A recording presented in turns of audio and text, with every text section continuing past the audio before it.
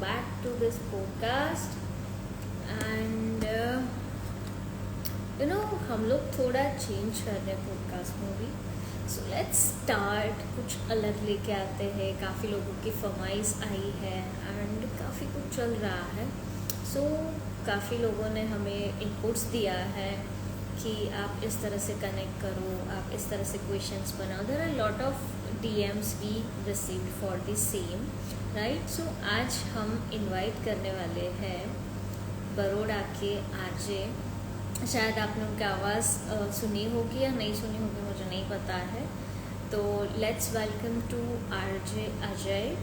और हम उनके बारे में आज उनसे डिस्कस करेंगे. बिकॉज ऑफ क्या होता है इन जनरल, जब भी हम आरजे को सुनते हैं तो हम उनको सिर्फ और सिर्फ उनकी आवाज़ से पहचानते हैं, राइट. सो आज हम उनको जानेंगे, उनके बारे में जानेंगे. तो थोड़ा इंटरेस्टिंग रहेगा गाइस. सो आप मेरे साथ कनेक्ट हो जाओ and let's start the podcast.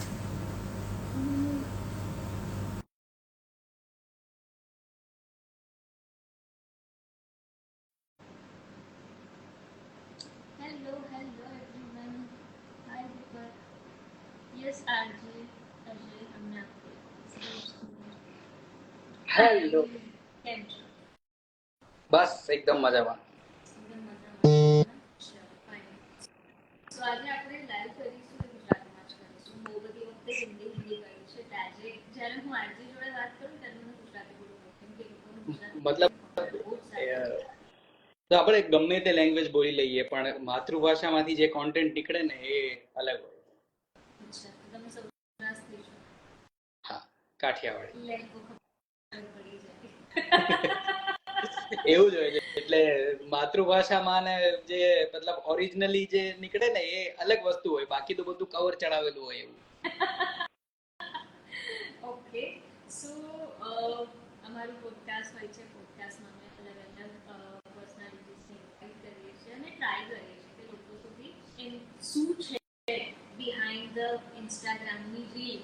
અને જે સવારમાં સ્ટોરીઝ મૂકતા હોય કાં તો કશેથી જઈને મૂકે, એના પછી માણસ કોણ છે. અને પહેલેથી હું રેડિયો બહુ સાંભળતી હતી, વિવિધ ભારતી ટાઈમથી. અને જેટલા બી આર્જેસ સાથે મારા લાઈવ થાય હંમેશા મારી યાદો તાજા કે એનાથી જ મારું બાળપણ ચાલ્યું છે. So let's welcome to this podcast. Thank આપણે શરૂઆત કરી દઈશું. તમારી પહેલાં પ્રોફાઇલ જોઈ શાંતિથી. તો એની અંદર તમે બધા અકાઉન્ટ્સ મૂક્યા હતા ને, તો યુટ્યુબની અંદર મને બહુ જ સરસ વિડીયો જોવા મળે. રાજકોટની ભાખરી. યુટ્યુબ ને એ બધા તો મતલબ શરૂઆતી દિવસ હતા. એટલે મેં બહુ બધી વેરિયસ વસ્તુ કરી છે. પછી ભણવામાં તમે લઈ લો અથવા તો આ ફિલ્ડમાં ક્રિએટિવ ફિલ્ડમાં લઈ લો, ઘણું બધું ટ્રાય કરેલું છે એવું છે. એટલે એ ધીરે ધીરે એ બધી વાતો ઉપર આપણે આવશું. યુટ્યુબ તો એ અલગ દુનિયા હતી. રાઈટ. સો તમે વડોદરાથી જ છો કે સૌરાષ્ટ્રની શિફ્ટ થયા છો, અને શું તમારું એજ્યુકેશન? બેઝિકલી હું ફાર્માસિસ્ટ છું. મતલબ પ્રોફેશનની વાત કરીએ અથવા તો ડિગ્રીની વાત કરીએ તો ફાર્માસિસ્ટ છું. પણ એની પહેલા બી બહુ બધી ફેલિયર્સ લાઈફમાં જોયેલા છે. આમ તેમ વળાંક બહુ બધા આવેલા છે. બટ મારો જન્મ બેઝિકલી સૌરાષ્ટ્રમાં એટલે કે જુનાગઢમાં થયેલો છે. મોટો બી ત્યાં થયેલો છે, સૌરાષ્ટ્રના આસપાસના રિજિયનમાં. અને હજી એક જ વર્ષ થયું છે કે હું વડોદરા શિફ્ટ થયો છું. સૌરાષ્ટ્ર બહાર ક્યાં શિફ્ટ થયો હોય એટલે આમ તો વડોદરા મારા માટે હજી નવું છે. જાણવાની કોશિશ કરું છું. હજી ઘણી બધી નવી નવી જગ્યાએ અમે લોકો જઈએ છીએ અને નવી નવી વસ્તુઓ, નવા નવા લોકોને મળીએ છીએ તો મજા આવે છે. બસ બેઝિકલી રૂટ સૌરાષ્ટ્રના છે. સો આ જર્ની કેવી રીતના, મતલબ કરિયર કહેવાય ને કે સ્ટાર્ટ ક્યાંથી થયું કે તમારે આરજે બનવું છે? કેમ કે ફાર્માસિસ્ટ છો, રાઈટ. ફેમિલીએ કેટલો સપોર્ટ કર્યો કે ભાઈ હા ભાઈ ઘરમાં બધા બધું જ ભણતા હોય ને એના કરતા અલગ આરજે બની જાવ. What the story? Supported, not supported, like સ્ટોરીમાં એવું હતું કે શરૂઆતથી મતલબ એવું નક્કી નહોતું કે આરજે જ બનવું છે. પણ કોઈ ક્રિએટિવ ફિલ્ડમાં જવું છે એવું નક્કી હતું કે કંઈક તો અલગ કરવું છે આપણી લાઈફ સાથે, નોર્મલ વેમાં નથી જવું એમ. એટલે કંઈક અલગ કરવાની પહેલેથી ઈચ્છા હતી. બટ પછી એવું થયું કે 10th થોડા ઓછા પર્સન્ટેજ આવ્યા હતા. પછી પપ્પાએ કીધું કે ભાઈ એક કામ કર કે ભાઈ 11th-12th તો કરી લે તું સાયન્સમાં. મતલબ કેવું છે કે મારા એક બ્રધર છે એ ડોક્ટર હતા, તો પપ્પાની એવી ઈચ્છા હતી કે તું એની સાથે જ કંઈક મતલબ એને ભણતી ફિલ્ડમાં તું કંઈક કરી લે એમ. તો મેં કીધું ઇટ્સ ઓકે. 11th-12th મેં કર્યા તો 12thમાં હું ફેલ થયો, 2 સબ્જેક્ટમાં ફેલ થયો હતો. તો પછી મમ્મી કે તું એક કામ કર કે તું એન્જિનિયરિંગ કરી લે ડિપ્લોમા 10માના બેઝિસ પર.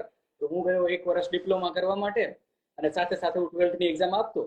તો 12thની એક્ઝામ ડિપ્લોમાનું 1 વર્ષ કમ્પ્લીટ થયું ત્યાં જે ડિપ્લોમા મારું જે 12thની એક્ઝામ હતી એ ક્લિયર થઈ ગઈ. તો પછી પપ્પા કે હવે તું એક કામ કર, ફાર્મસી કરી લે. તો હું વળી પાછો આવ્યો ફાર્મસી કરવા માટે. અને જેવો ફાર્મસી કરવા આવ્યો તો ત્યારે કંઈક એક દિવસ એક વર્ષે એવો નિયમ હતો કે જે ગુજકેટ આવતી સીઈટી ગુજકેટ, તો એ ફ્રેશ દીધેલી હોવી જોઈએ, મેં દીધી નહોતી. તો પછી ફરીથી પાછું એડમિશન કેન્સલ થયું ને 1 વર્ષ સાવ ફ્રી. તો પપ્પા કે હવે તો નર્સિંગ કરી લે. નર્સિંગ કરી પછી ફરીથી પાછું 1 વર્ષ નર્સિંગ કમ્પ્લીટ કરીને વળી પાછું ચાલુ કર્યું ફાર્મસી. તો ફાર્મસીમાં 2 વર્ષ કરીને હું પાછો ડિટેન કેટીના લીધે. અને મીનવાઇલ અમે લોકો સ્કૂલ પણ, હા એટલે આવી રીતે હું ડિટેન થયો ને ભણવામાં હંમેશા લાસ્ટ બેન્ચર જ રહ્યો. પણ દર વખતે જ્યારે એન્યુઅલ ફંક્શનનું આવે ને, કાંઈ પણ ક્રિએટિવ આવે, સ્ટેજ સંભાળવાની વાત આવે, એન્કરિંગની વાત આવે, ત્યારે મારી કોલેજમાંથી બધા સૌથી પહેલા મને ગોતતા હતા. તો એટલું હતું કે એક ફિલ્ડમાં હું કંઈક કરી રહ્યો હતો. તો હું શોર્ટ ફિલ્મ બનાવતો કોલેજમાં, એન્કરિંગ કરતો, એ બધું કરતો. કોલેજ બંધ કરીને અમે આખો દિવસ શોર્ટ ફિલ્મના શૂટિંગ માટે જતા, અને ઘણી બધી શોર્ટ ફિલ્મ પણ કરેલી છે. અને મીનવાઇલ પેલું જીગલી ખજૂર, તમને જો ખબર હોય તો કોમેડી વિડીયોઝ એ લોકોના આવતા. પછી જીગલી અને ખજૂર બંને અલગ થઈ ગયા. તો જે એમાંથી જે જીગલી હતો એ ધવલ દોમડિયા, એ મારો ફ્રેન્ડ, તો એ ત્યારે જુનાગઢ આવ્યો હતો. તો મને કે આપણે આવું ચાલુ કરીએ. તો એની સાથે થોડું યુટ્યુબનું ચાલુ કર્યું. એટલે યુટ્યુબનો થોડો એક્સપિરિયન્સ થયો. પછી મને એમ થયું કે આ તો કરવા જેવું છે. તો પછી મેં મારી યુટ્યુબ ચેનલ બનાવી. પછી અમારું મસ્ત મોટું 20 જણાની ટીમ હતી અને યુટ્યુબ ચાલુ કર્યું. પછી એમાંથી શોર્ટ ફિલ્મ મોટી લોકોએ બનાવી. એક શોર્ટ ફિલ્મ તો અમે લોકોએ જુનાગઢમાં ત્યાં થિયેટરમાં રિલીઝ કરી હતી. 30 રૂપિયાની ટિકિટ રાખી અને એવા ટિકિટ શોઝ કર્યા હતા. અને પણ એ તો કેવું છે કે આમ જવાનીના દિવસો, એટલે હજી એટલો તો બુઢો નથી થઈ ગયો, પણ એ દિવસોમાં નવો જોશ હતો એમ કે કાંઈક તો કરી જ નાખવું છે. તો અમે લોકોએ મતલબ એક શો રેન્ટ પર લીધો અને 30 રૂપિયાની ટિકિટ આખી કરીને પછી એવી રીતે લોન્ચ કર્યું હતું જુનાગઢમાં. પછી મારો એક ફ્રેન્ડ છે અને એને મને કીધું કે રેડિયો આવું હોય. મેં રેડિયો સાંભળ્યો જ નહોતો ક્યારેય, પણ એને મને કીધું કે રેડિયો આવું ક્રિએટિવ ફિલ્ડમાં જો તારે જવું હોય તો સારી ઓપોર્ચ્યુનિટી છે. અને મીનવાઇલ ત્યારે જ એક FM ત્યાં જુનાગઢમાં ઇન્ટરવ્યુ લેવા માટે આવ્યા હતા. જો બરોડામાં અથવા તો અમદાવાદમાં કંઈક ઇન્ટરવ્યુ હોત તો હું ના હારજી હોત, પણ એ લોકો જુનાગઢમાં આવ્યા હતા ઇન્ટરવ્યુ લેવા માટે કે અમારે ગ્રાઉન્ડ લેવલના ટેલેન્ટ જોઈએ છે. અને ત્યારે મને ખબર છે કે જુનાગઢમાં 30 લોકોએ ઇન્ટરવ્યુ આપ્યું હતું. એટલે મને ફ્રેન્ડે કીધું હતું કે ભાઈ એ બહુ ક્રિએટિવ ઇન્ટરવ્યુ હોય, બહુ હાર્ડ ઇન્ટરવ્યુ હોય. એ લોકો જો ના ગમે તો મોઢે કહી દે, ના દે ને એવું બધું એમ. તો પછી ઠીક છે આપણે જઈએ એમ. તો હું ગયો ઇન્ટરવ્યુ દેવા. અને પછી જયારે ઇન્ટરવ્યુ દીધું તો 1 વર્ષ સુધી કાંઈ એ લોકોનો કોલ નહીં. અને પછી હું બી ડિટેન હતો. અમે લોકો શોર્ટ ફિલ્મ પાછી કન્ટિન્યુ કરી નાખી હતી, યુટ્યુબ કન્ટિન્યુ કરી નાખ્યું હતું. સડનલી એક દિવસ 1 વર્ષ પછી એનો ફોન આવ્યો કે તમે સિલેક્ટ થઈ ગયા છો. અને પછી કેવું છે કે પપ્પાને આમ તો કેવું છે, પપ્પાને એટલી બધી ખબર ના પડે એમ. અમે આખું મારું ફેમિલી એ બાજુ રહેલું છે એમ. અમારા ગ્રાસરૂટ લેવલથી અમે લોકો એ જ સાઈડથી છીએ. પપ્પાને એટલી બધી ક્રિએટિવ ફિલ્ડની ખબર ના પડે. પણ એ સમયે કેવું હતું કે પહેલી જોબ હતી, એટલે 2018ની વાત છે. પહેલી જોબ હતી અને એમાં પણ હું ત્યારે છે ને કોલેજ કરતો, એની સાથે સાથે હું પાર્ટ ટાઈમ જોબ કરતો હોસ્પિટલમાં. કેમ કે મેં 1 વર્ષનું નર્સિંગ કરેલું હતું. તો ખબર છે કોલેજમાં હું ફેલ જ થવાનો હતો. ક્યાં પપ્પાના ખોટા પૈસા બગાડવા. તો કોલેજની સાથે સાથે પાર્ટ ટાઈમ હોસ્પિટલમાં જોબ કરતો. ત્યારે મારી સેલરી હતી 6000 રૂપિયા. તો મને મતલબ 12 કલાક નાઇટ ડ્યુટીના 6000 રૂપિયા આપતા. તો પપ્પાને એવું સેલરી ખબર હોય એમ. તો પછી જ્યારે આ રેડિયોનું મને કોલ લેટર આવ્યો અને એમાં પહેલી મારી સેલરી મને ખબર છે 18000 જેવી હતી. એટલે મારી સેલરી ત્યારે 6000 રૂપિયા હતી અને મને સીધી ઓફર થઈ ગઈ 18000 રૂપિયા. તો મેં કીધું અને પપ્પાએ બી કેવું છે કે બીજી કઈ ખબર ના પડે પણ એ આંકડો દેખાતો ને ઓકે ચલો આટલા પૈસા તો કમાઈ લાવીશ ઓકે તો જા તું તો. એટલે પછી ત્યાંથી જર્ની સ્ટાર્ટ થઈ એઝ એન આરજે. તો જ્યારે હું આરજે બન્યો પછીથી યુટ્યુબ અને બાકીની શોર્ટ ફિલ્મ્સ ને એ બધું થોડું થોડું પાછળ છૂટતું ગયું. પછી ફૂલ ઓન ફોકસ વોઇસ પર થઈ ગયું. અમારી લોકોની ટ્રેનિંગ થઈ અને પછી 5 વર્ષ જેવું મેં જુનાગઢમાં આરજેઇંગ કર્યું.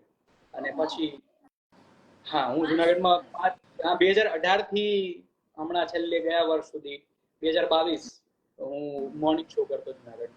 અને ધેન પછી હું અહીંયા શિફ્ટ થયો. અહીંયા કેમ શિફ્ટ થયા?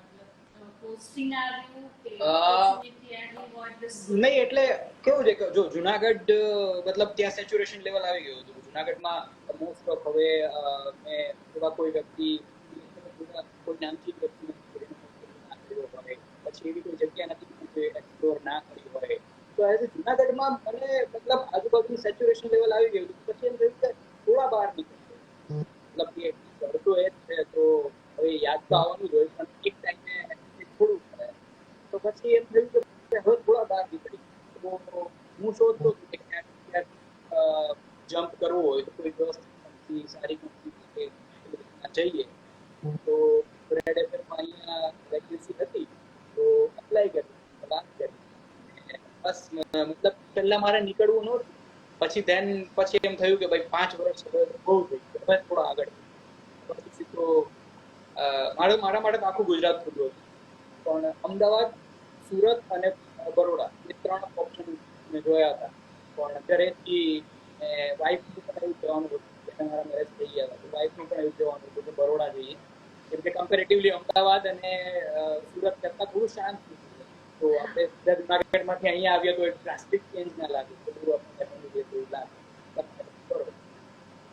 તો કેવું લાગ્યું તમે જે વિચાર કર્યો કે એકદમ શાંત તો બરોડામાં આવ્યા પછી કેવું લાગ્યું? ડેફિનેટલી બહુ સારું છે કે જેવી રીતે હું અમદાવાદ ઘણી વાર ગયેલો છું, સુરત ઘણી વાર ગયેલો છું, તો એ બંનેના કમ્પેરિઝનમાં તો મને સારું થાય છે કે હું સારું થયું ત્યાં 2 સિટીમાં ના ગયો એમ. એટલે બહુ બધું ક્રાઉડેડ ને મતલબ ચેન્જ જોઈએ તો બી એટલો ડ્રાસ્ટિક ચેન્જ ના ગમે કેમ કે જુનાગઢ એ પીસફુલ સિટી છે કે ત્યાં નેચર છે, પહાડ છે એવું બધું ને તો ત્યાંથી સીધો હું ત્યાં બધા ટ્રાફિક વાળા સિટીમાં હું જો શિફ્ટ થયો તો ના મજા આવે. એના કરતા અહીંયા લોકો પણ સારા છે, એટલું ભાગાદોડી પણ નથી અને મજા આવે. પાછું બંને સિટી ફટાફટ કનેક્ટ થઈ જાય. એક બાજુ અમદાવાદ એક બાજુ સુરત એટલે વચ્ચે વડોદરા છે એટલે ફટાફટ તમે કનેક્ટ થઈ શકો. શાંત બંને સાથે જગ્યા કનેક્ટ થઈ શકે. ભીડભાડમાં ફટાફટ જઈને આવતી Sure. તો જ્યારે તમે સ્ટેજ પર કામ કરતા હો તો કેટલીક વાર એવું બી થાય કે સમહાઉ નેગેટિવ ફીડબેક આવે યા કોઈ વખત બીક લાગે તો એની અંદર તમે કેવી રીતે તમારી જાતે ડીલ કરો? કેમ કે બહુ બધા લોકોને હજુ બી સ્ટેજ ફિયર હોય છે બરાબર કેટલીક વાર યસ એટલે સ્ટેજ ફિયર નું તો એવું છે ને કે સ્ટેજ ફિયર નો એક જ રસ્તો છે કે પ્રેક્ટિસ. તમને ખબર છે કે આ સ્ટેજ છે મને એનાથી બીક લાગે છે પણ એકવાર આંખ બંધ કરીને કૂદી પડો. થોડું કેવું કે કરતા ના આવડતું હોય તો કૂદી પડો પણ કરતા શીખી જશો. એટલે સ્ટેજ ફિયર ની ગમે એટલી તમે પ્રેક્ટિસ કરી હોય એક સ્ક્રિપ્ટ તમે 100 વાર વાંચીને જશો તો પણ પહેલી વાર જ્યારે તમે સ્ટેજ પર ચડશો એટલે ભૂલ પડશે ભૂલ પડશે એમ માનીને જ તમારે સ્ટેજ પર ચડવાનું એટલે કાંઈ ના થાય ઠીક છે. એટલે આવા બધા નેગેટિવ એસ્પેક્ટ્સ તો આપણે પહેલેથી જ સ્વીકારીને ચાલીએ ને કે જો એક તો મારી ભૂલ પડશે એક તો સામે એવા નફરત લોકો હશે કે જે આપણા ઉપર હસશે અને આપણે ગમે એમ વાતો કરશે આપણા વિશે એવું તો થશે. એ મનમાં રાખીને જો તમે જાઓ ને તો તમે મેન્ટલી પ્રિપેર રહેશો. અને સ્ટેજ ફિયરનું બીજો કાંઈ એટલે એટલી પ્રિપરેશન નથી કે જે તમને એકે વાર પહેલી વખતમાં બહુ સારું એવું પરફોર્મન્સ આપવા માટે રેડી કરશે. તમારે એના માટે સ્ટેજ ઉપર કૂદી જવું પડે. હું જ્યારે પહેલું હું કહું ને જ્યારે હું આરજે બન્યો ત્યારે સ્ટેજનો એક્સપિરિયન્સ હતો પણ એટલો બધો નહીં. તો મેં કેટલા બધા ભગા વાળ્યા હતા એમ જ્યારે મને એઝ એન આરજે લોન્ચ કર્યો બહુ બધી ભૂલ મતલબ શું બોલવાનું હોય તો શું બોલી જાવ એના જેવું થાય. એટલે બસ સામે જુનાગઢમાં એઝ એન આરજે મને લોન્ચ કરતા હતા મારી સામે કલેક્ટર બેઠા હતા, મેયર બેઠા હતા જુનાગઢના અને હું અનાપ શનાપ કાંઈ પણ બોલું છું. રેડિયોમાં સાંભળવાનું હોય તો મારાથી એવું બોલાઈ ગયું કે જોતા રહેજો સવારના આવી રીતના વળી એવા બધા હસવા માંડ્યા. એટલે સ્ટેજ ફિયર તો મને એટલો એક્સપિરિયન્સ છે કે જેમ તમે સ્ટેજ ઉપર ચડશો ને એમ તમારો સ્ટેજ ફિયર ભાગશે. તમને બીક લાગશે પણ કૂદી જવાનું બસ એક જ રસ્તો. જ્યારે તમે રેડિયોમાં તમારું લાઈવ બ્રોડકાસ્ટ થતું હોય તો એવું કંઈક મેમોરેબલ ઇન્સિડન્ટ છે કે જે એકચ્યુઅલમાં યાદ રહી ગયું? કંઈક હોય છે ને એક સ્ટોરી તાતે કેવો બનાવ બની ગયો હોય છે કે હંમેશા માટે યાદ રહી ગયું, સમથિંગ લાઈક એકચ્યુઅલી અમે લોકો ઘણા બધા ઓછા લોકોને ખબર હોય છે કે રેડિયોમાં જે સોંગ્સ પ્લે થાય છે ને એ અમે લોકોએ બી જેમ કે ટી સિરીઝ નું સોંગ છે તો ટી સિરીઝ ને અમે એક વખત પ્લે કરવાના પૈસા આપ્યો. એટલે એટલે બહુ ઓછા લોકોને એ બધી ખબર હોય છે કે જેટલા સોંગ અમે રેડિયો પર વગાડીએ છીએ એક વખત વગાડવાના પણ અમુક એમાઉન્ટ એ જે સોંગ ના ક્રિએટર હોય અમારી પાસેથી ચાર્જ કરે છે, કેમ કે અમે બી એનો કમર્શિયલ કરીએ છીએ. તો એક સોંગના અમારે પૈસા દેવા પડતા હોય છે. એટલે અમારી પાસે લિમિટેડ પ્લેલિસ્ટ હોય કે જેટલા અમે પૈસા ચૂકવ્યા હોય એ પ્લેલિસ્ટ નું અમારી પાસે હોય. તો એકવાર જુનાગઢમાં તો રેડિયોનો કોન્સેપ્ટ જ નવો હતો. તો એક વખત આ વન ટાઈમ હોય, મતલબ ફોર એક્ઝામ્પલ તમે એક સોંગના રાઇટ્સ પ્લે કરવાના, બરાબર છે, તો you can play lifetime same song or every time you have to એના માટે છે ને એ પછી અલગ અલગ ડીલ પ્રમાણે હોય. અત્યારે જે નવા સોંગ્સ જેમ કે ટી સિરીઝ બહુ ડિમાન્ડમાં ચાલતું હોય તો કોઈ દિવસ લાઈફ ટાઈમ રાઈટ ના આપે. એ તો તમને એમ જ કે એક વખત વગાડું તો મને એટલા પૈસા આપી દો. એટલે અમારે રિપોર્ટ જનરેટ થાય આખો મહિનાનો અને મહિનામાં એ ટી સિરીઝ ના ગીત 50 વખત વાગ્યા તો એ સીધો હિસાબ કરીને એને પૈસા આપી દેવા. અચ્છા, લાઈક YouTube પર કે તમે કોઈનું સોંગ લગાવો તો કોપીરાઇટ્સ લાગે તો અહીંયા પણ આવે. અમારે માટે બી ફર્સ્ટ ટાઈમ જાણવા મળ્યું. એટલે રેડિયોમાં બી એવી રીતે હોય. તો એક વખત હું જુનાગઢમાં ત્યાં શો કરતો હતો અને એક લિસનર નો ફોન આવ્યો. હવે ત્યાં જુનાગઢ નાનું અને લિસનર્સ બધા ઘર જેવા રિલેશન થઈ ગયા હોય એમ બધા સાથે કે ઘણા ટાઈમ થયો એટલે કોન્ટેસ્ટમાં પણ દર વખતે આવતા હોય. પછી બધા કઈ પણ મારા લાઈફની નાની મોટી મુવમેન્ટ હોય કે તો એ કમેન્ટ થી અથવા તો મેસેજ થી બધા કોન્ટેક્ટમાં હોય. અને મને બી ગમે એમ લિસનર સાથે લાઈવ કોન્ટેક્ટમાં રહેવું, અથવા તો મતલબ કે એઝ એન આરજે એ લોકોની એવી એક્સપેક્ટેશન્સ હોય કે હું મારી લાઈફના નાના મોટા પ્રોબ્લેમ પણ હું આરજે ને કહીશ તો એ કંઈક સોલ્યુશન આપશે. તો હવે એમની એક્સપેક્ટેશન પર મારે ખરું ઉતરવું પડે. એટલા માટે એ બહુ લાઈવ કોન્ટેક્ટમાં હોય બધા. તો એક દિવસ એક લિસનરનો મને ફોન આવ્યો જ્યારે શો ચાલતો હતો ને ત્યારે. તો મને કે આ સોંગ તમે પ્લે કરો ને.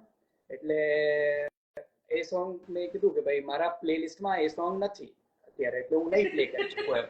તો એને મને વોટ્સએપમાં મોકલ્યું, હવે પ્લે કરો. એટલે લોકો આવું હોય છે. પછી એને આખું સમજાવવા બેસવું પડે કે ભાઈ આવું ના હોય, ગમે સોંગ ડાઉનલોડ કરી રેડિયો પર ના પ્લે કરી શકું. હોય છે ઘણા ક્રિએટિવિટી બી અલગ જ લેવલની. એટલે થાય આવા ઇન્સિડન્ટ્સ થયેલા છે ને આ રિયલ ઇન્સિડન્ટ્સ છે. આમાં જરાય એક્ઝાજરેશન નથી ને આવું. પણ જુનાગઢ સાઈડ રેડિયોનો કોન્સેપ્ટ જ નવો. 2018માં પહેલી વખત રેડિયો જુનાગઢમાં લોન્ચ થયો. એટલે જે માણસ એવું હશે કે જુનાગઢ થી બહાર ના નીકળવું હોય, સૌરાષ્ટ્ર થી બહાર, એ રેડિયો સાંભળ્યો જ નથી આવો. ખાલી વિવિધ ભારતી જ સાંભળ્યું છે એટલે એને ખબર ના હોય. એટલે આવી રીતે છે. પછી હું આખું એમને સમજાવું કે આમ હોય, આવી રીતે ના હોય. એવું ગીત છે કે જે તમને લાઈફમાં હંમેશા એ વાગે એટલે સાંભળવું ગમે? બધાના ટોપ સોંગ હોય, એમાં એક સોંગ દરેક વખતે મેમરી સાથે યા નાનપણના પિક્ચરમાંથી કે કંઈક એવું એક સોંગ હોય કે જે હંમેશા વાગતા કંઈક યાદો કનેક્ટ થઈ જાય. ये जवानी है दीवानी ના સોંગ્સ મોસ્ટ ઓફ કબીરા કે એ બધા સોંગ્સ છે. અને બાકી તો સોંગ્સ નું મેં જ્યાં સુધી નોટિસ કર્યું છે, તમે મતલબ એ સોંગ્સ છે ને મૂડ વાઇઝ હોય છે. કોઈ પણ એક સોંગ ક્યારેય તમારું મતલબ ફેવરેટ હોઈ શકે. ચલો એક સોંગ તમારું ફેવરેટ હોય પણ એ બી મૂડ વાઇઝ હોઈ શકે. તો જ્યારે તમે કોઈ વરઘોડામાં છો, બારાતમાં છો, વરઘોડામાં છો, ત્યારે તમને સેડ સોંગ ભલે ગમે એટલું ગમતું હશે ત્યારે સાંભળવું નહીં ગમે. પછી ક્યારેય તમે શાંતિથી એકલા બેઠા છો આમ બાલ્કનીમાં, ત્યારે તમને ડિસ્કો સોંગ એટલા બધા સાંભળવા નહીં ગમે. સોંગ હંમેશા મૂડ વાઇઝ હોય છે કે આ મૂડમાં મને આ સોંગ, જેમ કે હું જીમ કરતો હોય, જીમમાં મને કોઈ દિવસ મારું ગમે એટલું રોમેન્ટિક સોંગ ફેવરેટ હોય ત્યાં હું નહીં સાંભળું ગમે. એટલે મૂડ વાઇઝ હોય છે. મોસ્ટ ઓફલી હું છે ને મોટિવેશનલ સોંગ વધારે પ્રિફર કરતો હોઉં, કેમ કે મજા આવે, કંઈક નવું કરવાની અંદરથી ઈચ્છા થઈ જાય. કેમ કે music can change your mood. તો તમે સેડ હો, અને મેં તો આવું કરેલું છે, હું જ્યારે સેડ હોઉં ને ત્યારે હું આમ હેપી સોંગ સાંભળું ને તો હું લિટરલી એકવાર ફીલ કરતો હોઉં કે ભાઈ આ રિયલી મ્યુઝિકનો જાદુ અલગ છે. કે જ્યારે તમે ઉદાસ હો ને ત્યારે એક હેપી સોંગ સાંભળજો, એ ઉદાસી 10% અથવા તો 20% તો મિનિમમ 20% તો ઓછી થશે જ.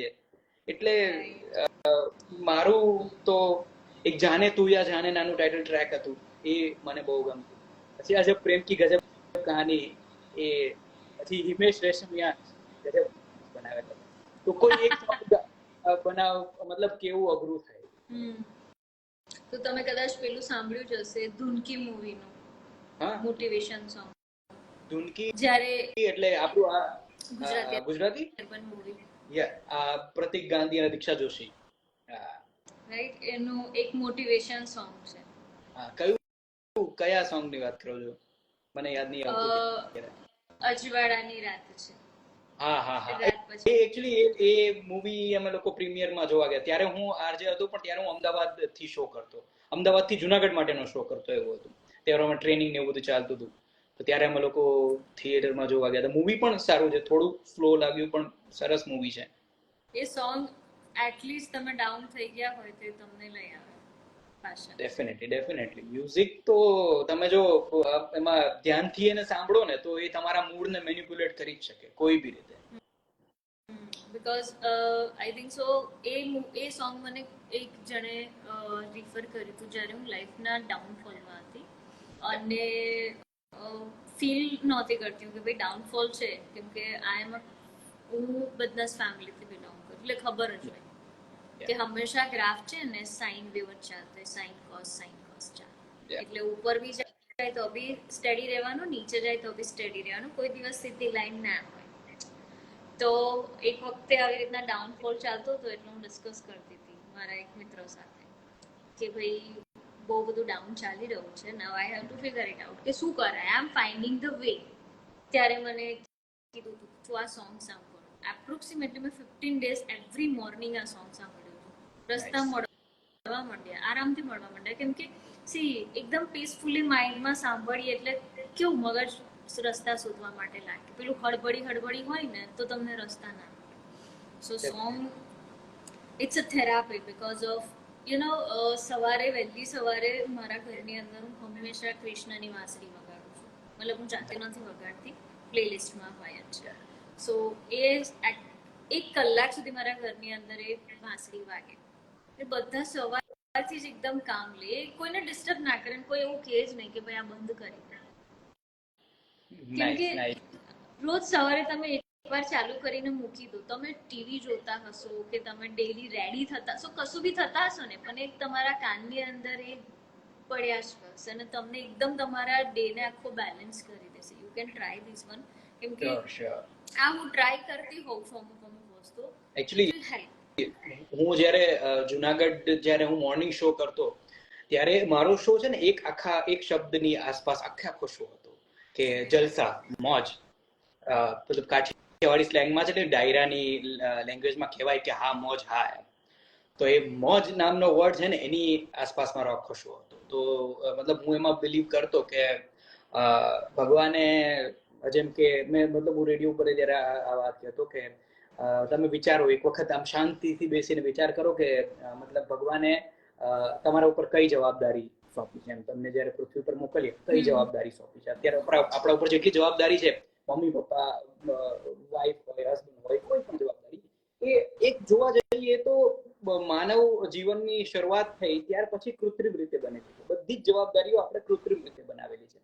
ભગવાને ઇનબિલ્ટ આપણને કઈ જવાબદારી આપી? જો ભગવાન દ્વારા જેટલી વસ્તુ આપણને મળી છે, વરસાદ એની મેળે થાય છે, સૂર્યપ્રકાશ એની મેળે થાય છે, એટલે ભગવાને સરસ મજાની ઓટોમેટિક પૃથ્વી આપી છે. ભગવાને આપણને એકેય જવાબદારી નથી આપી. ભગવાને જયારે આપણને પૃથ્વી પર મોકલે ત્યારે એટલું જ કીધું જાઓ મોજ કરો, જલસા કરો, તો જ ઓટોમેટિક પૃથ્વી આપી. બાકી તો આપણને કહે ને કે ભાઈ આ વરસાદ વરસાવવાની તમારી જવાબદારી, સૂર્ય ઉગે છે કે નહીં તમારી જવાબદારી, એવું કઈ નથી.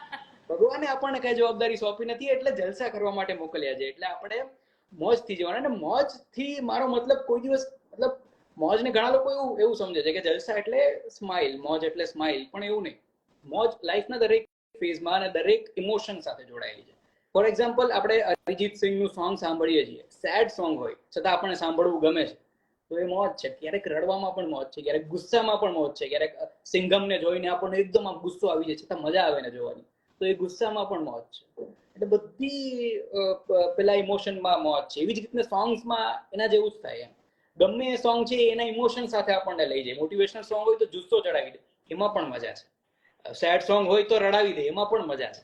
એટલે એની સાથે જોડાયેલું છે. સોંગ પણ ઇમોશન સાથે સરસ રીતે આમ જોડાયેલું. પણ એ કહેવાય છે ને કે આપણા દરેક ફેસ્ટિવલ ની સાથે હવે બધી જગ્યા પર સોંગ થઈ ગયું છે. જાન્યુઆરીથી 1 જાન્યુઆરી ન્યૂ યરનો ન્યૂ ડે થી લઈને શરૂઆત થાય, જે સોંગ આપણી લાઈફમાં ચાલુ થાય કે 31 ડિસેમ્બર પાર્ટી કરવી સોંગ. મતલબ આખા વર્ષમાં જે આપણા જેટલા ફેસ્ટિવલ્સ, ફંક્શન્સ, ઇવેન્ટ તમે સેલિબ્રેટ કરો તો પાછું એનું સોંગ. હવે તો બેસણામાં પણ લોકો સોંગ મ્યુઝિક વગાડે, ખબર? બસ એટલે હવે એ હાઈ પોઈન્ટ આવી ગયો. ત્યાં આવી ગયું એટલે પછી પૂરું, બધે હોય જ. રાઈટ. કોઈ વખત એવું થયું છે કે તમે કોઈ સ્ટેજ પર શો કરતા હોય, એક એવી મુમેન્ટ બની ગઈ હોય, લાઈક એમ્બેરેસમેન્ટ જેવી મુમેન્ટ કંઈક બની ગઈ હોય જેને તમે ધીરેથી સંભાળી લીધી પણ કોઈને ખબર ના હોય, તમને ખબર હોય એવું કંઈક? એકચ્યુઅલી એવી મુમેન્ટ નહીં, મતલબ હું કોલેજમાં જ્યારે એન્કરિંગ કરતો ને ત્યારે અમે લોકોએ બહુ બ્લફ કર્યા હતા કે પછી મતલબ વચ્ચે આખી સ્ક્રિપ્ટ ભૂલી ગયો હોય હું, અને પછી મતલબ સ્ટેજ પર હવે ત્યારે કેવું સ્ટાર્ટિંગ હતું અને કઈ એટલું બધું મતલબ પ્રિપેરેશન હતી નહીં. હતી પ્રિપેરેશન છતાં પણ ખબર નહીં કેમ ભૂલી ગયો. સામે 500 લોકો બેઠા હતા, અમારી કોલેજના પ્રિન્સિપલ ને ડીન ને બધા, અને જ્યારે હું સ્ટેજ ઉપર ગયો એની પહેલા મને બધું યાદ હતું. જેવો સ્ટેજ ઉપર આવ્યો બ્લેન્ક. પછી મારી સાથે કો એન્કર હતા, એમ લિટરલી બ્લેન્ક. હવે અમારે બેના કન્વર્સેશન હતા. હવે હું જ્યાં સુધી મારો પહેલો ડાયલોગ ના બોલું ત્યાં સુધી એનો ડાયલોગ એ જવાબ મને ના આપી શકે. એટલે મારી બી સ્ક્રિપ્ટ ગઈ, એની બી ગઈ, અને પછી હું સીધો ખાલી એમને હસવા માંડ્યો અને પછી મેં ઈશારો કરી દીધો કે નહીં રહેવા દે, મારથી નહીં બોલાય. પછી અમે એમને ઉતરી ગયા સ્ટેજ ઉપરથી. અને પછી બી એવા મતલબ આ વસ્તુ એવું છે કે હવે અત્યારે એટલો એક્સપિરિયન્સ છે કે હવે હું કદાચ બ્લેન્ક થઈ જાઉં ને તો હું કાંઈ પણ અંદરથી નીકળી આવે અને હું કંઈ પણ બોલીને સંભાળી લઉં. એટલીસ્ટ લોકોને ખબર ના પડે કે આને જે બોલવાનું હતું એ ભૂલી ગયો. પણ ત્યારે એક્સપિરિયન્સ નહોતો એટલે ખબર પડી જતી.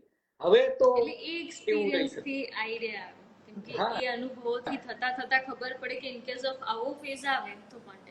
સો એવી કઈ સ્કિલ છે કે જે લાઈફમાં દરેક માણસે શીખવી જોઈએ, ક્યાંક ને ક્યાંક કોઈક ને કોઈક જગ્યા પર જરૂર પડતી જ હોય છે. સો એવી બેઝિક સ્કિલ શું લઈને આપણે ચાલવું જોઈએ? મારા મતે તો હું જે ફિલ્ડમાંથી છું મને એવું લાગે છે કે બેઝિક કોમ્યુનિકેશન સ્કિલ એ બધાએ, અને એ બી કેવું છે કે કોઈ કોર્સ કરવાથી, કોઈ ક્લાસ કરવાથી નહીં આવે એમ. એના તમારે પ્રેક્ટિસ કહું છું ને કે એ દરિયામાં તમારે કૂદી પડવું પડશે તો જ એને શીખાશે. એક જ રસ્તો છે શીખવાનો. કોઈ તમને એવું કહેતા હોય કે મારો 3 કલાકનો સેમિનાર ભરો ને તમે સરસ સ્પીકર બની જશો, તો એ ખોટું છે. એ બધી જ વસ્તુઓ ખોટી છે. તમે બસ કૂદી પડો. પહેલી વાર ભૂલ થશે, 2 વખત ભૂલ થશે, 3-4 વખત ભૂલ થવા દો, પણ ધીરે એમાં તમને માસ્ટરી આવી જશે. તો એ કોમ્યુનિકેશન સ્કિલ છે. અને મતલબ સામે કોઈ વ્યક્તિ ના હોય તો તમે હવે તો મતલબ સોશિયલ મીડિયાનો જમાનો થઈ ગયો છે, તમે લાઈવ કરીને વાત કરી શકો છો. લાઈવમાં મતલબ ઘણા બધા લોકો સાથે એવી રીતે વાત કરી, અમે જેવી રીતે વાત કરીએ છીએ એવી રીતે ઘણા બધા લોકો વાત કરી શકે. એટલે બસ કોમ્યુનિકેશન સ્કિલ બહુ, મતલબ એવું નથી કે કોઈ જે સ્પીચ વાળી ફિલ્ડમાં હોય કે પછી મતલબ કોઈ ક્રિએટિવ ફિલ્ડમાં હોય તો જ જરૂરી છે, એવું નહીં. કોઈ પણ ફિલ્ડ તમે લઈ એમાં જરૂર પડશે એ તમારે બેઝિક કોમ્યુનિકેશન સ્કિલ્સ. એવું નથી કહેતો કે પરફેક્ટ જ તમારે બોલવું જોઈએ, સક્ષણી ભૂલ પડવી જ ના જોઈએ. એવું અમારે આરજેસમાં હોય કે એટલી મતલબ તમે જેને બોલતા હો નોર્મલી બોલતો હોય ત્યારે ઇટ્સ ઓકે, પણ જ્યારે હું એઝ એન આરજે વાત કરતો હોય ત્યારે નાના જેમ કે સાવ બેઝિક ભૂલ હોય, આપણે કહીએ ખપ્પો બારાક્ષરીની ભૂલ, સુધી તો ના ચાલવું જોઈએ. તો જે નોર્મલ કોમ્યુનિકેશન સ્કિલ તમે શીખવું છે એ કાંઈ જરૂરી નથી. જસ્ટ તમારી વાત તમારા મનમાં જે રીતે છે એ વાત તમારે સામેવાળાના મનમાં એવી રીતે ઉતારવાની, એ બેઝિક કોમ્યુનિકેશન સ્કિલ. એટલું આવડી ગયું પછી ભલે તમે ગમે એટલી ભૂલો પડતી હોય. નાના હતા ત્યારે અમારા જે શિક્ષકો હતા એ કઈ પરફેક્ટ ગુજરાતી નહોતા બોલતા. એ તો મતલબ ભાંગું તૂટું ગુજરાતી બોલતા છતાં અમને એના પરફેક્ટ બધા નિયમો યાદ રાખવા. પોતાની વાત 100% સામેવાળાના મગજમાં ઉતારવી એ બહુ જરૂરી છે. બીજું કહી શકાય અમારી કોર્પોરેટમાં એવરી ડે મારી પાસે જે ન્યૂ જોઈન હોય, જેની ફર્સ્ટ જોબ હોય, કે જેને એવી કંપનીમાં કામ કર્યું હોય ત્યાં આગળ કોઈ પણ જાતનું કલ્ચર કે કમ્યુનિકેશન ના હોય, ત્યારે ઘણા બધા એવા મારી ત્યાં આવ્યા છે જેને જોબ કરી છે અને જોબ પર લેફ્ટ થઈ ગયા છે. એ બધામાં સૌથી મોટો ચેલેન્જ શું? કમ્યુનિકેશન ઇન ધ ટર્મ્સ, એ લોકોને એવું કે આપણે વાતો કરીએ એટલે કમ્યુનિકેશન ત્યાં જ પતી જાય. કમ્યુનિકેશનની ડેફિનેશન ત્યાં જ આવે કે અમે એકબીજા જોડે વાત કેમ નહીં કરતા, કેમ કે અમે નવા છે, અમારી પાસે કામ બહુ છે. It's not a communication. કેટલીક વાર એવું બી થાય છે, મારે તને આપ્યું છે કરી દે, એટલે સામે વાળો ટશનમાં લઈ લે કે કરી દે એટલે તું કેવા શું માંગે છે, તું મારો જુનિયર છે, હું તારો સિનિયર છું, ત્યાંથી યુદ્ધ ચાલુ થાય. ત્યારે શીખવાડવું પડે કે ભાઈ આટલું મારું ટાસ્ક છે, તારા સ્લોટમાં આનું સેટ કરી દેશે, યા આ રીતે આજના ટાસ્કમાં આપણે આને ગોઠવવાનું છે, આ એક્ઝિક્યુટ કરવાનું, સીધું ઓર્ડર વેમાં. એટલે અડધી કંપનીમાં હજુ બી સ્ટીલ આ જ પ્રોબ્લેમ થાય છે. એ આવ્યું બેઝિક કોમ્યુનિકેશન સ્કિલ. કેમ ખબર ના પડે કે કામ કરાવવું હોય, કામ દેવું હોય અથવા તો કામ લેવું હોય, આવડે જ નહીં. મતલબ ક્યાં રિક્વેસ્ટ કરવાની, ક્યાં રિક્વેસ્ટ કરવાની, ક્યાં પોલાઇટલી બોલવાનું, ક્યાં પેલું કહેવાય ને કે ઉંદરની જેમ બચકું ભરવાનું, ફૂંક મારવાની, આ બધું નથી આવડતું ટીલ ડેટ. અને આ વસ્તુ કેવું છે કે હું શીખી લોકોને મળે, because I am a kind of networking person. તો હું મળતા શીખી. એટલે મારા એમ્પ્લોઈઝ જ્યારે આ રીતનું કરે ને, એકબીજાને કહે ને, એટલે હું કહું છું કે આવું તમે કહો, ચાલો હવે આ આખું ઊંધું કરી દો. કોઈ તમને આવું કે તો કેવું લાગે? ઈગો હર્ટ થાય ને. કેમ કે આપણે તો એટલા બધા એટલા રીચ ફેમિલીથી છે ને કે બધું સાઈડ પર પહેલા ઈગો. એટલે પહેલા એ જ વિચારવાનું કે જે પણ કહીએ આપણા ઈગોને હર્ટ થાય તો સામેવાળાને બટ ઓબ્વિયસલી થશે. બટ સી એકદમ પોઈન્ટ પરની વાત કરી કે કમ્યુનિકેશન ટીલ ડેટ ઘણી બધી જગ્યા પર ઘણા બધા લોકોને આ પ્રોબ્લેમ છે. એટિકેટ્સ નથી ખબર હોતા, ક્યાંથી વાતની શરૂઆત કરી, કેવી રીતના બોલવું, લાઈક કહેવાય ને કે ગ્રેટિટ્યુડ બી નથી ખબર હોતી. સો અમેઝિંગ વસ્તુ, કેમ કે આ સ્કિલ છે ને, આ શીખી ગયા ને તમે એટલે ક્યાંય પણ ટકી. બાકી બધું લોકોને એવું લાગે છે કે કોમ્યુનિકેશન સ્કિલ એટલે હું ખાલી ભાષા પર પ્રભુત્વ મેળવી લઉં, એ જ કોમ્યુનિકેશન સ્કિલ. એવું નથી. મતલબ કયા માણસ સાથે કઈ જગ્યાએ કેવી વાત કરવી, એ જો તમને આવડે તો તમારી લેંગ્વેજમાં થોડું આગુ પાછું હશે, એ ચાલશે. મેટર નથી કરતું, કેમ કે સામે વાળા સમજી જ જાય છે. પણ મેઇન વસ્તુ તમારે કઈ રીતે સમજાવવા છે. કેમ કે આ મેં જોયું ધીરે ધીરે મારી જોડે કામ કરતા કરતા જે પણ એમ્પ્લોય છે ને, એ લોકો ઝીણું આવું કરે. એટલે પછી લોકોને સમજાય. મેં કીધું કે કમ્યુનિકેશનના ક્લાસ કરવા ના જવાનું. તમારા ડેલી લાઈફમાં તમને જે જાણવા મળે, કેવા મળે, એને ઇમ્પ્રૂવ કરતા જશો ને, એટલે સર્ટેન લેવલ પર તમને વસ્તુ ખબર, જો આવું તમે કર્યું હતું ને, બીજાને તમે ગાઈડ કરશો કે આ જો અમે આવી જ ભૂલો કરતા હતા, અમે ખાલી ઓર્ડર જ આપતા હતા અને કોઈનો ઓર્ડર તો સાંભળતા જ નહોતા. વાત ત્યાંથી જ શરૂઆત થાય. સો કાઠિયાવાડની અંદર તમે રહેલા, કાઠિયાવાડી ફૂડ ખાધું, વડોદરામાં આવ્યા પછી સૌથી પહેલું લાલાભાઈનું સેવસળ ક્યારે ખાધું? એકચ્યુઅલી વડોદરામાં હું જ્યારે આવ્યો ત્યારે મારા અત્યારે જે કોલીગ્સ છે, મતલબ શુભમ હોય, જય હોય, એ લોકો બધા બહુ એન્થુ હતા. કેમ કે હું વડોદરામાં જ્યારે મેં જોબ જોઈન કરી ત્યારે હું વડોદરામાં આવ્યો. એ મારી લાઈફમાં હું પહેલી વાર વડોદરામાં આવ્યો. પહેલા કોઈ રિલેટિવ નહીં, કોઈ નહીં, ક્યારેય વડોદરામાં નહોતો આવ્યો. એટલે એ લોકો બહુ ઉત્સાહિત હતા કે ભાઈ તું વડોદરા આવે છે ને, હું તને સેવ ઉસળ ખાવા લઈ જઈશ, હું તને અહીંયા લઈ જઈશ. તો એ લોકો મને ઘણી બધી જગ્યાએ, એટલે બહુ સારા ફ્રેન્ડ્સ મળ્યા છે વડોદરામાં આવીને. એ લોકો મને સામેથી કહે કે તું અહીંયા જા ને તો આ વસ્તુ ટ્રાય કરજે, તું અહીંયા ફરવા જાજે, અહીંયા આ કરજે. એ લોકો બી મને લઈ જાય ઘણી બધી વખત. તો હું જયારે વડોદરામાં આવ્યો એના મતલબ 1 કે 2 દિવસમાં મેં સેવ ઉસળ ટ્રાય કરી લીધું હતું. પહેલા એવું હતું કે થોડો ટેસ્ટ નહોતો ભાવતો, પછી ધીરે ધીરે ભાવવા માંડ્યો. પેલા શરૂઆત ભાવે, લોકોને આ આટલું બધું ભાવે છે અહીંયા, પછી ધીરે ધીરે ગયા હા તો હવે મને પણ ભાવે છે, એવું થઈ ગયું. રાઈટ. સો જ્યારે તમે શો હોસ્ટ કરો છો ત્યારે મોસ્ટલી તમારું પાર્ટનર ટી હોય છે, કોફી હોય છે, કે કશું જ નહીં? ટી જનરલી ચાલે. ટી તો હોય, પણ અમારે સ્ટુડિયોમાં અલાઉ નથી કઈ લિક્વિડ. મતલબ ફૂડ અથવા તો ડ્રિંક કાંઈ પણ સ્ટુડિયોની અંદર અલાઉડ નથી. કેમ કે તો તમે બધા ડીલ કેવી રીતે બનાવો? ચા કે એવું બધું નહીં. મતલબ સ્ટુડિયો, મતલબ અમે જ્યાંથી શો કરીએ છીએ એ લાઈવ સ્ટુડિયોની અંદર અલાઉ નથી. બાકી ઓફિસમાં તો હોય જ ને, જે સ્ટુડિયો હા, જ્યાં કોન્સોલ હોય, જ્યાં માઇક હોય, જે રૂમમાંથી અમે લોકો ઓન એર જતા હોય એ રૂમમાં અલાઉડ ના હોય એમ, કેમ કે ત્યાં મશીનરીઝ હોય અને જો ફૂડ પાર્ટિકલ્સ ને જો ડ્રોપલેટ્સ ને એ બધું ત્યાં રહી જાય તો પછી મશીનરીઝને નુકસાન થઈ જાય. એ કારણથી ત્યાં ટેમ્પરેચર બી ઓછું ના કરવાનું હોય. મતલબ અમારે શિયાળામાં ઉનાળામાં પણ જેકેટ પહેરીને અંદર બેસવું પડે, એટલે થોડા એવું બધું હોય જાય. પણ બારે અલાઉડ હોય, બારે તો બધું એકદમ ચિલ વાતાવરણ હોય, બધા હસી મજાક એવું બધું થતું હોય, ક્રિએટિવ આખો એટમોસ્ફિયર હોય, મજા આવે. સો you are believing short goal or long goal? શું તમે કયા ગોલમાં બિલીવ કરો છો, કે વર્ષના તમે ગોલ રાખો છો તમારી માટે કે લાંબા ટાઈમના? મેં બધું ટ્રાય કરી લીધેલું. લોંગ ગોલે ટ્રાય કર્યો છે, શોર્ટ ગોલે ટ્રાય કર્યો છે, પણ મારો એક્સપિરિયન્સ એવો છે કે જેટલો ગોલ શોર્ટ હશે ને એટલો એના પૂરા થવાના ચાન્સીસ વધારે હશે. કે હું આવતીકાલે આ કરીશ એ પૂરું થશે, પણ હું આવતા મહિને આ કરીશ ને એમાં ચાન્સીસ બહુ ઓછા થઈ જાય છે. એટલે જેટલો શોર્ટ ગોલ હશે ને, જેટલું ટાઈમ ટેબલ, હું એ જ કહું છું કે ટાઈમ ટેબલ જેટલું નાનું હશે ને એટલું વધારે એના ચાન્સીસ હશે. આવતીકાલ સુધીનો ગોલ થાય ને તો બસ કાલનો ગોલ ફિક્સ કરો. મતલબ નાના નાના, એક મોટો ગોલ તો મતલબ બધાનો એમ એક ગોલ તો હોય જ છે કે આ જગ્યાએ પહોંચવું છે, પણ એના માટે મારો એક્સપિરિયન્સ એવું કહે છે કે નાના નાના ગોલ હશે ને તો, મતલબ હું શોર્ટ ગોલમાં માનવા વાળો છું. એક મોટો ગોલ હોય પણ એ રાખી મૂકવાનો, નાના નાના ગોલ કરી અને કટકા કરી અને ધીરે ધીરે ગોલ સુધી પહોંચવાનું. એટલે શોર્ટ ગોલમાં હું બિલીવ કરું છું. તો તમે ઘણા આરજેસ ની સાથે વાત કરતા એવું કીધું કે એમના બધી વાતમાં એક જગ્યા પર પોઈન્ટ હતો, વાંચન, રીડિંગ. એમાં તમારું કેટલું છે? કેમ કે બધા એવું કે વાંચવું બહુ જ જરૂરી છે. ડેફિનેટલી. હવે હું જેમ કે હું ગુજરાતી મતલબ વાંચતો નથી. બોલવાની તો ચલો અમને રોજ પ્રેક્ટિસ થઈ જાય છે, બધાને થતી હોય છે, પણ એ રેડિયો વાળી પ્રેક્ટિસ થોડી અલગ હોય છે, એટલે એ અમને બોલવાની પ્રેક્ટિસ થઈ જાય છે. વાંચવાની પ્રેક્ટિસ એ બહુ જરૂરી છે, અને એની સાથે સાથે લખવાની પ્રેક્ટિસ પણ એટલી જરૂરી છે. મતલબ વાંચવું અને લખવું એની સાથે એ અમારે, મતલબ કેવું છે કે ઘણા બધા આરજેસ અત્યારે એવું કરે છે કે વાંચે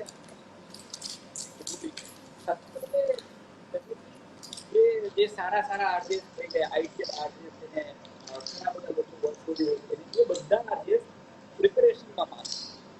એવું ક્યારેક નહીં કહેવાનું કે ભાઈ તમે એક વસ્તુ સાંભળી અને એવી ને એવી જે મનમાં તમારા વિચારો છે એ સીધા રેડિયો પર કહી દો. એવું નહીં. એને પ્રોપર સ્ક્રિપ્ટિંગ કરવું પડે, પ્રોપર લખવું પડે. અમને ખાલી હવે કેવું છે, ન્યૂઝમાં તો તમારી પાસે એક 10 મિનિટનો અથવા તો 15 મિનિટનો સ્લોટ તમને આપી દે કે આની અંદર તમારે તમારી ન્યૂઝ કહેવાની. હવે જ્યારે મારી પાસે એ વાત કહેવા માટે ખાલી ને ખાલી 1.5 થી 2 મિનિટનો ટાઈમ હોય. હવે આ 1.5 થી 2 મિનિટમાં અમારે મારું નામ બી લેવાનું, શોનું નામ બી લેવાનું, રેડિયો સ્ટેશનનું નામ બી લેવાનું, એ વાત કઈ છે એ પણ કહેવાની, બાય બાય વખતે જ્યારે હું એન્ડિંગ કરતો હોય ત્યારે ફરીથી આ બધું કહેવાનું, અને આ ન્યૂઝ ઉપર હું શું વિચારું છું એ વસ્તુ કહેવાની. હવે આ બધી જ વસ્તુઓ મારે 1.5 થી 2 મિનિટની અંદર કવર કરવી હોય તો એ પ્રિપેરેશન વગર 100% પોસિબલ જ નથી વ્યવસ્થિત રીતે કરી શકતો. તો એઝ એન આરજે જ્યારે ન્યૂઝ એન્કર હો તો ઠીક છે, તમારે ચાલી જાય કે તમે ખાલી વાંચી અને સામે ટેલિપ્રોમ્પ્ટરમાં આવતું હોય તો બોલી શકો છો. એઝ એન આરજે તમારે વાંચવાની પણ પ્રેક્ટિસ જોઈએ ને લખવાની પણ પ્રેક્ટિસ જોઈએ, તો જ તમે વ્યવસ્થિત રીતે શો કરી શકો.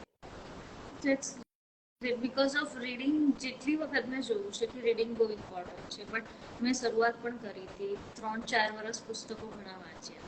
હવે એવું થઈ જાય છે કે બધી વસ્તુ ઓડિયો સમરી મળી જાય છે, તો ડ્રાઈવ કરતા આવતા જતા જે ટાઈમ મળે એમાં કરી લો. રેસ્ટ ઓફ ટાઈમ તો હોચપોચ ચાલુ જ હોય છે લાઈફમાં. એટલે બટ ઇટ્સ અ ગુડ રીડિંગનું ઘણું બધું બધા વાત કરતા હોય છે કે બુક વાંચવી જોઈએ. સો ધેટ્સ તો મતલબ એ મતલબ એક અલગ feel. Audio book no doubt એટલે એ વસ્તુ સેમ જ થાય, પણ એ બંનેમાં ફેર પડી જાય. અને મતલબ જ્યારે તમે બુક વાંચો છો અને બુક સાંભળો છો તો એમાં છે ને બંનેમાં બહુ ફેર, પેલું ને હાથી ઘોડાનો ફેર એના જેવું થઈ જાય કે જેને બુક વાંચો ને તો મનમાં તમે એક અલગ દુનિયા બનાવી લો. મતલબ જેનું, જેમ કે કોઈ પણ નોવેલ તમે વાંચતા હોય તો જે રીતનું વર્ણન હોય કે એક પહાડ હતો એની પાછળથી સૂર્ય ઉગે છે, તો હવે એ પહાડ મારા માટે બી અલગ, તમારા માટે બી અલગ. તમે એનું અલગ ઇમેજિનેશન કરતો, હું એનું અલગ ઇમેજિનેશન કરીશ. એટલે બુક એ પોતાની અલગ દુનિયા છે. અને જ્યારે તમે વાંચતા હોય ને ત્યારે તમને થોડો વધારે ટાઈમ મળે છે વિચારવાનો. અને વચ્ચે જેટલો વિચારવાનો ટાઈમ વધારે મળે ને એટલો તમારી ક્રિએટિવિટી ખીલે થોડી. જેમ કે એક પહાડ હતો અને એની પાછળથી સૂર્ય ઉગતો હતો, તો હું જ્યાં સુધી એ વાંચું છું, સાંભળવામાં એ ઇઝીલી વયું જશે, એટલું બધું ઇમેજિન નહીં થાય, પણ વાંચતી વખતે વધારે ઇમેજિનેશન થશે, તો ત્યારે ક્રિએટિવિટી તમારી વધારે ખેલશે. એટલે વાંચવું એ અલગ કિક આપે. વિલ ટ્રાય, પાછું ટ્રેક પર જઈશ, ચાન્સીસ ઓછા છે બટ વિલ ટ્રાય. અવાજ થોડો કટ થયો. ઓકે, હું ટ્રાય કરીશ, બહુ હેબિટ છૂટી ગઈ છે મારી, અગેન ટ્રાય કરીશ કે ચલો, કેમ કે આ મને થોડુંક આઈડિયા ગમ્યું, that is good, that's great. And here we conclude our podcast. Thank you so much. વધારે નહીં ખેંચું કેમ કે તમે પંખો બંધ કર્યો છે, કાં તો એસી બંધ કરીને બેઠા છો અને પરસેવાથી નવાઈ ગયા છો, અવાજ ના આવે એટલે ડિસ્ટર્બન્સ હું સમજી શકું છું. પણ હું પણ એટલું છેલ્લે કહેવા માંગીશ કે તમે બહુ સારું ઇનિશિયેટિવ છે, કેમ કે મતલબ આનાથી લોકોને તો ફાયદો થશે જ, પણ બેઝિકલી ઘણા બધા લોકોને આ જોઈને ફાયદો થશે, કેમ કે હવે ગ્રાસરૂટ લેવલના જેવા લોકો સાથે તમે લાઈવ કરો છો. હું મતલબ એટલી બધી તો મેં પ્રોફાઇલ નથી જોઈ, પણ છેલ્લે છે જ્યાંથી હું તમને ફોલો કરું છું, મેં તમારી પ્રોફાઇલ જોઈ છે, ઇટ્સ સો ગુડ કે તમે લોકો આટલા બધા સરસ આર્ટિસ્ટ સાથે લાઈવ કરો છો, કેમ કે હું એવું માનું છું કે દરેક લોકો પાસેથી કંઈક શીખવાનું છે. દરેક લોકો, મારે તમારી પાસેથી અથવા તો કેટલા પણ લોકો કમેન્ટ કરે છે એ લોકો પાસેથી પણ આપણે કંઈક ને કંઈક તો શીખવાનું છે. તો બહુ સારો પ્રયાસ છે.